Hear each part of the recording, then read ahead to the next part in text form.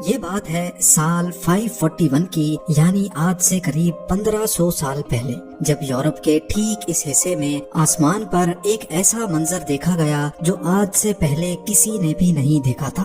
عجیب شیپ کے کافی گھنے اور کالے بادلوں نے آسمان پر ڈیرا ڈال دیا تھا، اور یہ اتنے گھنے بادل تھے کہ انہوں نے سورج کی روشنی کو بھی پوری طرح سے روک دیا تھا۔ پہلے تو یہ سمجھا گیا کہ یہ بادل بارش برسا کر غائب ہو جائیں گے، لیکن ایسا سوچنے اور سمجھنے والوں کو کہاں معلوم تھا کہ یہ بادل کچھ ایسا کرنے والے ہیں جس کو ہمیشہ کے لیے یاد رکھا جائے گا۔ یہ پورا علاقہ اس دور میں ایسٹرن رومن امپائر یا پھر بائزنٹائن امپائر کے کنٹرول میں تھا، جہاں کی کیپٹل سٹی کانسٹینٹینوپل تھی، جس کو آج استنبول کہا جاتا ہے۔ اور یہ عجیب و غریب منظر بھی استنبول یعنی اس وقت کے کانسٹینٹینوپل میں ہی دیکھا جا رہا تھا۔ کچھ گھنٹے گزرے، پھر کچھ دن، اور پھر کئی ہفتے، لیکن یہ انوکھے بادل نہ ہی برس رہے تھے اور نہ ہی آسمان کو چھوڑنے کا نام لے رہے تھے۔ دن بدن یہ معاملہ کافی سیریس ہوتا جا رہا تھا، اور اب بات یہاں تک پہنچ چکی تھی کہ پچھلے کئی ہفتوں سے کانسٹینٹینوپل نے سورج کی شکل تک نہیں دیکھی تھی۔ لیکن کس کو معلوم تھا کہ یہ سب تو صرف ایک شروعات تھی، کیونکہ آگے جو ہونے والا تھا وہ کسی کے وہم و گمان میں بھی نہیں تھا۔ ایئر 541 میں کانسٹینٹینوپل پر ایک بہت بڑی مصیبت آ چکی تھی۔ اس دور میں بھی یہاں 10 لاکھ سے زیادہ لوگ رہتے تھے، اور پچھلے کئی ہفتوں سے بادلوں کے سائے نے سارے لوگوں کو کافی بے چین کیا ہوا تھا۔ لیکن معاملہ تب مزید سیریس ہو گیا جب یہاں ایک ایک کر کے لوگوں کے مرنے کا سلسلہ شروع ہو گیا۔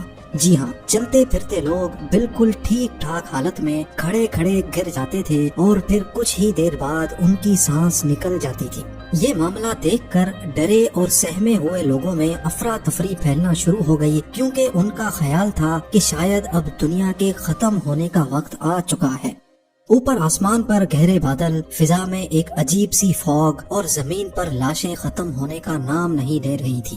گرمیوں کے موسم میں سخت سردی پڑنا شروع ہو گئی، اور برف باری اتنی شدید ہو گئی کہ نہ ہی لوگوں کی فصلیں بچی اور نہ ہی جانور اور پرندے۔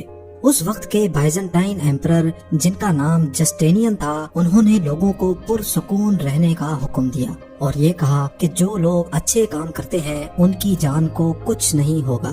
ایمپرر کے اس بیان نے لوگوں کو مزید بے چین کر دیا تھا، کیونکہ یہ بیماری نہ ہی اچھے انسان کو دیکھ رہی تھی اور نہ ہی برے کو۔ روزانہ ہزاروں کی تعداد میں لوگ مر رہے تھے، جن کو ایک ساتھ ہی بڑی بڑی قبروں میں دفن کیا جا رہا تھا۔ اور اب نوبت یہاں تک پہنچ چکی تھی کہ یہاں کھانے پینے کا سامان بھی ختم ہونے لگا تھا۔ بائزنٹائن ایمپائر کی فوج، جو ویسے تو کافی اسٹرانگ مانی جاتی تھی، لیکن اس معاملے میں وہ کسی کام کی نہیں تھی، کیونکہ ان کا مقابلہ ایک ایسے دشمن سے تھا جو کسی کو بھی نظر نہیں آ رہا تھا۔ یہ پورا خطہ اسی عجیب بیماری کی لپیٹ میں تھا۔ آسمان پر گہرے بادل جہاں بھی جاتے جا رہے تھے، وہاں زمین پر یہ عجیب بیماری پھیل رہی تھی۔ دور دور تک جہاں ابھی Spain, France, Italy, Greece, Turkey, Morocco, Syria اور ایران موجود ہے، کانٹیننٹ کا یہ پورا حصہ اسی بیماری کی لپیٹ میں تھا۔ کسی کو بھی سمجھ نہیں آ رہا تھا کہ اس عجیب آسمانی بیماری کی اصل وجہ کیا ہے۔ وہاں لوگوں کے پاس اس بات پر یقین کرنے کے سوا اور کوئی آپشن نہیں تھا کہ اب دنیا کا دی اینڈ آ چکا ہے، اور ان کا اس بات پر یقین تب مزید بڑھ گیا جب بائزنٹائن ایمپرر خود بھی اس بیماری کا شکار ہو گیا۔ یہ بیماری ہسٹری کا سب سے پہلا ریکارڈڈ پینڈیمک تھا، جو آج پلیگ آف جسٹینین کے نام سے جانا جاتا ہے۔ پورے 2 سالوں تک چلنے والی انوکھی آسمانی بیماری نے اس پورے کانٹیننٹ کا نظام دھرم بھرم کر دیا تھا، یہاں تک کہ کچھ علاقے تو ایسے بھی تھے جہاں پورے 2 سالوں تک سورج ہی نہیں نکلا تھا۔ لیکن کسی کو اس مسٹری کی اصل وجہ معلوم نہ پڑ سکی۔ کالے بادلوں کا خوفناک سایہ، گرمی کے موسم میں برف باری کا پڑنا، فصلیں، جانور اور پرندوں کے ساتھ ساتھ انسانوں کا بھی مر جانا اس بات کی نشانی تھی کہ یہاں کچھ تو ایسا ضرور ہوا تھا جو کسی بھی صورت میں نارمل نہیں تھا۔ پر اب جا کر تقریباً 1500 سال گزرنے کے بعد 2013 میں آخر کار سائنٹسٹ اور ایکسپرٹس نے اس خوفناک آسمانی بیماری کی اصل وجہ کا سراغ لگا لیا ہے۔ کروڑوں لوگوں کی جان لینے والی اس بیماری کا راز استنبول سے 5000 کلومیٹر دور گرین لینڈ میں چھپا ہے۔ ایکسپرٹس کی ایک چھوٹی ٹیم ایسٹرن گرین لینڈ پہنچی اور ان کا یہاں آنے کا مین مقصد پاسٹ کے کلائمیٹس پر ریسرچ کرنا تھا۔ گرین لینڈ میں ہر وقت بہت ایکسٹریم ویدر ہوتا ہے، یہاں عام حالات میں بغیر پروفیشنل اکوپمنٹ کے رہنا بالکل بھی پاسبل نہیں ہے۔ جون جولائی میں جہاں کئی کنٹریز کا ٹیمپریچر 50 ڈگری سیلسیس کراس کر جاتا ہے، اسی وقت گرین لینڈ کا ٹیمپریچر -18 ڈگری سیلسیس ہوتا ہے۔ گرمی کا موسم گرین لینڈ کے آس پاس بھی نہیں بھٹکتا، اسی وجہ سے یہاں کی برف کا میلٹ ہونا پاسبل ہی نہیں ہے۔ آسمان سے برسنے والی سنو فال فضا میں موجود پارٹیکلز کو بھی اپنے ساتھ زمین پر لے آتی ہے، یعنی اگر ماحول میں ڈسٹ ہوگی تو وہ سنو فال کے ساتھ نیچے زمین پر آ جائے گی۔ ایکسپرٹس کا ماننا ہے کہ یہاں برف کے نیچے پچھلے 1 لاکھ سالوں کا کلائمیٹ ڈیٹا ابھی تک محفوظ ہے۔ ہر سال گرین لینڈ میں جو برف پڑتی ہے وہ لیئرز میں ایک دوسرے کے اوپر جمع ہوتی جاتی ہے۔ ایک سال کی لیئر 5 سینٹی میٹر موٹی ہوتی ہے، یعنی اگر آج سے 1500 سال پہلے کا کلائمیٹ ڈیٹا جاننا ہو تو تقریباً 75 میٹر نیچے موجود سنو کے سیمپلز کو باہر نکال کر اس کی لیب ٹیسٹنگ کرنا ضروری ہے۔ ایکسپرٹس نے یہاں ڈرلنگ کا کام اسٹارٹ کیا اور پچھلے 2000 سالوں سے پڑنے والی برف کو باہر نکال لیا گیا۔ نکالے جانے والے سنو کور کی ٹوٹل لمبائی 100 میٹر سے بھی زیادہ تھی، جس میں برف کے وہ حصے بھی شامل تھے جو پلیگ آف جسٹینین کی خوفناک بیماری کے دوران گرین لینڈ کے آسمان سے برسے تھے۔ نکالے جانے والے آئس کور پر الیکٹریکل کنڈکٹیوٹی ٹیسٹ پرفارم کیا گیا تو حیرت انگیز طور پہ ایئر 500 سے 600 کے درمیان پڑنے والی برف میں سلفر کی ایک اسپائک دیکھی گئی۔ یہ اسپائک اس بات کی نشانی تھی کہ جس دور میں کانسٹینٹینوپل میں 2 سالوں تک کالے بادل منڈلا رہے تھے، اس دور میں ایٹماسفیئر میں کچھ نہ کچھ گڑبڑ ضرور تھی۔ سلفر ڈائی آکسائڈ ایک بہت خطرناک گیس ہوتی ہے جو کہ نہ صرف انسانوں کے لیے بلکہ جانوروں، پرندوں اور پلانٹس کے لیے بھی ہارمفل ہوتی ہے۔ اگلا ٹاسک یہ جاننا تھا کہ 6th سینچری کے دوران ایٹماسفیئر میں سلفر کیوں موجود تھا اور وہ آیا کہاں سے تھا۔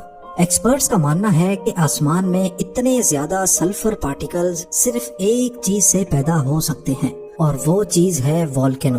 جی ہاں، ارتھ کے اندر مختلف مقامات پر پگھلے ہوئے پتھر میگما کی صورت میں ابل رہے ہوتے ہیں۔ ارتھ کی آؤٹر لیئر اپنے پریشر سے میگما کو باہر نکلنے سے روکتی ہے، جبکہ میگما ہر وقت کوئی جگہ تلاش کرتا رہتا ہے جس سے وہ باہر نکل سکے۔ میگما اور زمین کی یہ جنگ صرف تب تک چلتی رہتی ہے جب تک سمندر کا پانی میگما تک نہیں پہنچ جاتا۔ اگر سمندر کا پانی میگما تک پہنچنے میں کامیاب ہو جائے تو پانی گرم ہو کر گیس بن جاتا ہے، اور یہی گیس اب میگما کے ساتھ مل کر زمین پر اور زیادہ پریشر دینے لگتی ہے۔ بس پھر کسی بھی ویک پوائنٹ سے میگما لاوا کی صورت میں پھٹ کر باہر نکل آتا ہے۔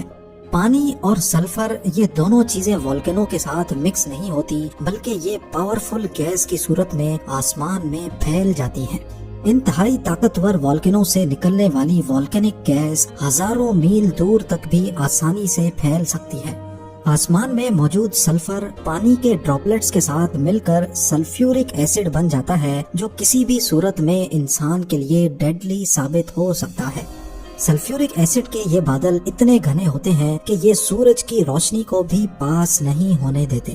1500 سال پہلے پلیگ آف جسٹینین کے کیس میں بھی کچھ ایسا ہی ہوا تھا۔ یہ بات تو کنفرم ہو چکی تھی کہ یورپ میں لاکھوں لوگوں کی موت کا ذمہ دار ایک خطرناک والکینو تھا۔ ایک طرف جان لیوا سلفیورک گیس تو دوسری طرف سلفیورک ایسڈ کے بادل۔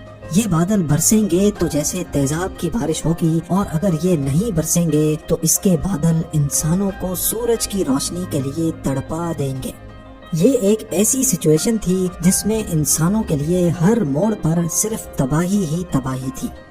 جس والکینو کے پھٹنے سے یہ ساری تباہی ہوئی تھی، وہ والکینو کون سا تھا یہ جاننا ابھی بھی باقی تھا۔ کئی سالوں کے بعد ایکسپرٹس اس نتیجے تک پہنچے کہ کانسٹینٹینوپل سے 11,700 کلومیٹر دور سمندر کے اس پار ٹھیک اس مقام پر ایل سیلویڈور میں واقع ایلوپونگو لیک ہے۔